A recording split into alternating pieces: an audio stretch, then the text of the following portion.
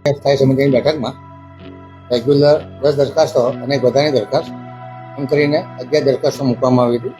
પછી 10 દરખાસ્તો મંજૂર કરવામાં આવી છે, એક દરખાસ્ત મુલતવી રાખવામાં આવી છે. અલગ અલગ ડિપાર્ટમેન્ટ દ્વારા જે કોઈ કોર્પોરેશનના કામો કરવામાં આવે જેની ફાઇલો બને છે, આ તમામ રેકોર્ડોને સ્કેન કરી અને રાજ્ય સરકારના સર્વર ઉપર ડિજિટલાઇઝેશનના માધ્યમ દ્વારા સ્ટોર કરવામાં આવે, જેથી કરીને ફાઇલો ખોવાઈ જેવી કોઈ ડોક્યુમેન્ટેશન થવા બનાવો ન બને એ માટે આજે સ્કેનર ખરીદવાના છે. એ કામને મંજૂર કરવામાં આવ્યું છે. 40,62,500 આ ભાવપત્રક, જેમાં 125 નંગ સ્કેનર લેવામાં આવશે. આમાં ઇજાદારે 3 વર્ષની વોરંટી આપી હતી, એ નેગોશિએટ કરી આ વોરંટીને 5 વર્ષની કરવામાં આવી છે.